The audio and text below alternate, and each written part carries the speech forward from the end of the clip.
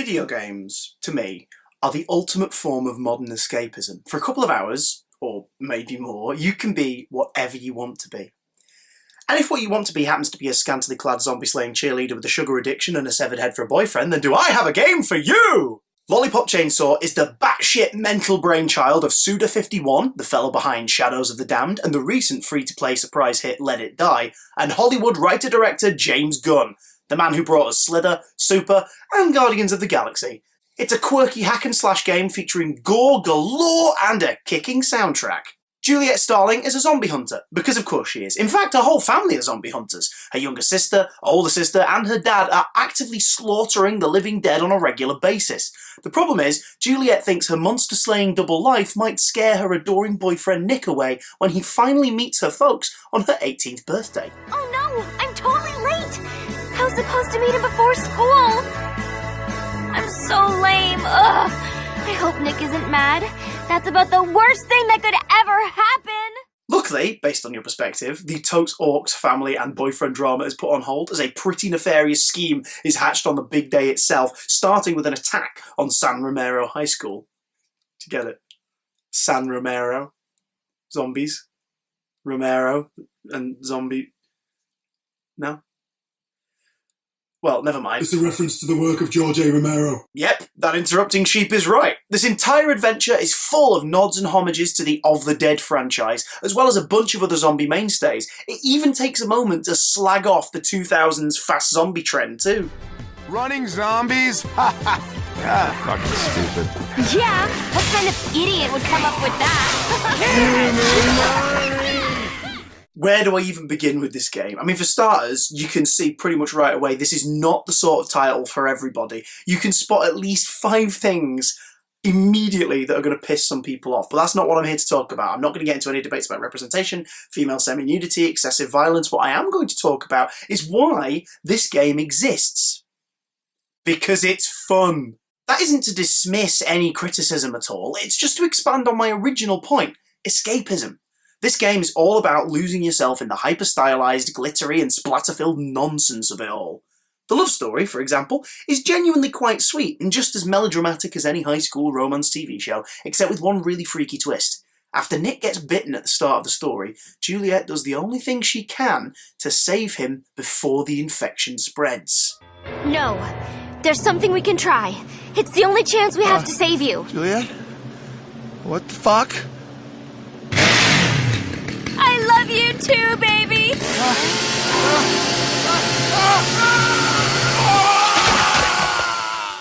So, cool thing about Lollipop Chainsaw number 1. Fuck! Don't get mad!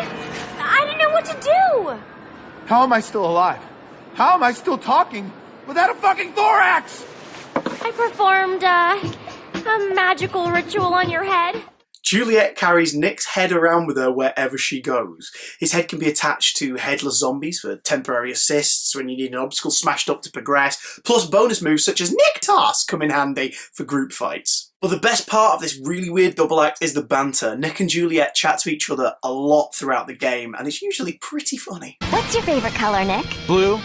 No, green. Awesome! I love learning about you. I fucked up. It's yellow. I need to find Morikawa-sensei. He'll know what to do. Who's that? Morikawa-sensei. He's my sensei. A sensei? Like a teacher? I didn't know you spoke Japanese, Nick. Well, Osegoi, watashimo, nihiko o hanashimasu. I can't speak Japanese, Juliet. I just know that one word. Aw, your simple innocence is one of the most attractive things about you. Yeah. You're like a kitten that doesn't speak Japanese. Yeah, okay. I hate it when everyone turns into zombies, but it's also kind of fun because I get to do stuff like jump on a fire truck. It is fun! It makes me forget that most of my friends are dead! You want to have babies someday, Nick? I think that's rather irrelevant, considering my situation. I don't know. We could take a skin sample and put it in a petri dish and use magic to grow a baby. Well, maybe. Cool! There's a 50% chance it will be a cannibal. What kind of power-ups does the game offer? Well, lollipops, of course. Juliet is addicted, so collecting them along the way, alongside medals for slaying the undead, can buy you health upgrades, a bigger range of attacks, songs for your customizable playlist, and a series of alternate costumes too, which unlock to be purchased as you progress. As it's a hack and slash affair, that means that aggressive combat is key to defeating these groups of violent zombies that keep coming at you all the time, including different enemy types who try to throw you off your combo because they require unique takedowns and moves to get rid of them. This is where your cheerleader athleticism and your mad chainsaw wielding skills come in handy.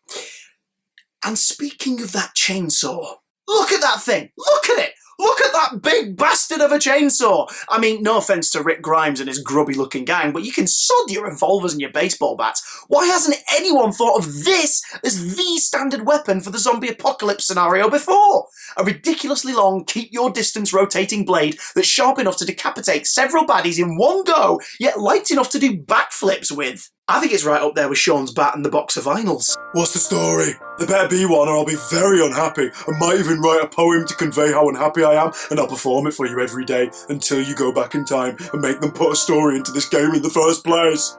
There is a story. Huzzah! The school's resident goth kid outcast, a gangly magaluffer called Swan, has summoned 5 death metal demons from Rotten World, a hellish realm outside of our own reality, to do his bidding and destroy San Romero High.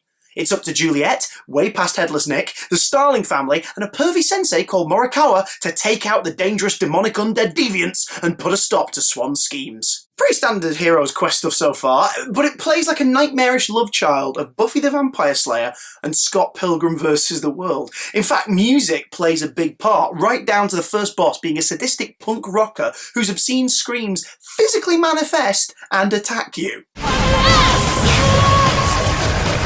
No one told me we were gonna have to deal with giant letters.